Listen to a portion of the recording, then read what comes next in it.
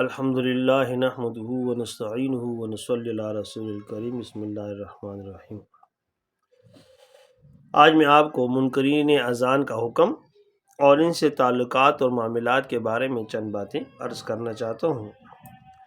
اذان نہ صرف یہ کہ خود ایک عظیم القدر عبادت ہے بلکہ بہت ساری دیگر عبادات پر مشتمل ہے، اور اس عبادت یعنی اذان کے مرتبے کا اندازہ اس سے لگایا جا سکتا ہے کہ آپ صلی اللہ علیہ وآلہ وسلم نے کسی غیر معروف بالاسلام بستی یا ملک کے دارالاسلام ہونے کو یا دارالکفر ہونے کو معلوم کرنے کے لیے معیار اور علامت قرار دیا ہے۔ کما جاء فی روایت الامام مسلم بن ورد بن کوشاد القشیری۔ حکم اذان کو بیان کرتے ہوئے اگرچہ فقہائے کرام نے اذان کے سنت موقدہ ہونے کو ذکر فرمایا ہے، لیکن انہی شارحین حدیث اور فقہائے کرام وغیرہ حضرات نے اذان کو شعائر اسلام میں سے بھی قرار دیا ہے۔ اسی طرح اذان اور ان تمام اوصاف کے ساتھ ضروریات دین میں سے بھی ہے۔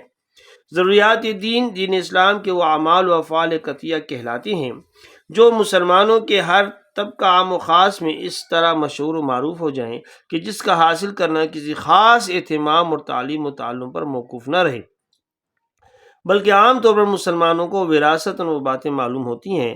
ضروریات دین کی یہ تعریف تقریباً اسی طرح مفتی اعظم پاکستان مولانا انور شاہ کشمیری رحمۃ اللہ علیہ کے منظور نظر حضرت مولانا مفتی محمد شفیع دیوبندی رحمۃ اللہ علیہ نے جواہر الفقہ میں فرمائی ہے، اور فقہائے کرام نے اس بات کی صراحت فرمائی ہے کہ جو شخص ضروریات دین کا انکار کرے، جیسے مثلا روزہ، 5 نمازیں اور حج وغیرہ عبادات ہیں، تو وہ شخص دار اسلام سے خارج ہو کر کفر کے دروازے پر قدم رکھ لیتا ہے۔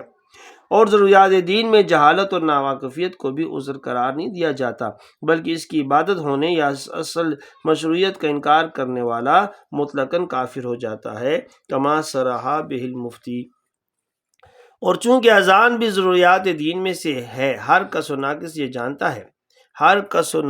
جانتا ہے کہ یہ شریعت مطہرہ کی ایک اہم عبادت ہونے کے ساتھ اہل اسلام کا اعلام ہے، جس کی صدائیں ہر دن 5 مرتبہ پوری دنیا میں گونجتی ہیں۔ اور اگر میں یوں کہوں تو بے جا نہ ہوگا کہ نکارۂ عالم اور پوری دنیا کے اندر تمام آوازوں میں سب سے زیادہ سنی جانے والی آواز اذان کی آواز ہے۔ اس لیے سابقہ ضابطے کی بنا پر اذان کا عبادت ہونے، اس کی مشروعیت کا انکار کرنے والا دار اسلام سے خارج ہو کر کفر میں داخل ہو جاتا ہے۔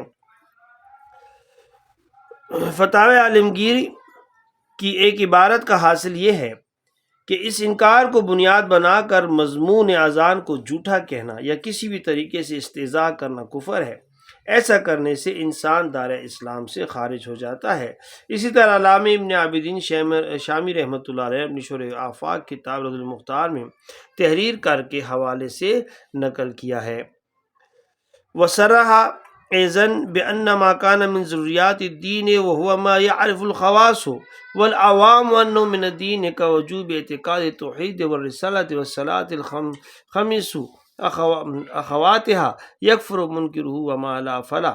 یعنی جو بھی عبادت یا جو بھی عمل ضروریات دین میں سے ہو، عوام اور خواص کے دین میں سے ہونے کو جانتے ہوں، جیسے توحید اور رسالت کا اعتقاد رکھنا اور 5 نمازیں جیسی دوسری عبادات، تو اس کا انکار کرنے والا کافر ہو جاتا ہے۔ اور اذان بھی ایک ایسی عبادت ہے جس کا دین میں سے ہونا ہر کس و ناقص کو معلوم ہے، اور اس کی تعریف اور تشریح کی ضرورت کوئی بھی محسوس نہیں کرتا۔ اس سے دیگر ضروریات دین کی طرح اذان کا انکار کرنا بھی کفر و ارتداد ہے، جیسے کہ فتاوی شامیہ کی عبارت سے مترشح ہے۔ ایسے لوگوں سے بقیہ مسلمانوں کو تعلقات رکھنا اور ان سے کسی قسم کے معاملات کرنا درست نہیں ہے۔ مسلمانوں کو ان سے دور رہنا لازم ہے۔ اگر اسلامی حکومت ہو تو ایسے لوگوں کو جو کسی وجہ سے مرتد ہو چکے ہوں 3 دن تک قید کر کے سمجھایا جائے گا۔ باوجود سمجھانے کے اگر وہ پھر بھی انکار اذان یعنی ردت پر اڑے رہے تو حکومت اسلامیہ کے لیے ان کا قتل کرنا جائز ہو جاتا ہے، اس لیے اس کو قتل کیا جائے گا۔ اللہ تعالیٰ مجھے اور آپ کو صحیح اسلام پر عمل کرنے کی توفیق عطا فرمائے۔ جزاک اللہ۔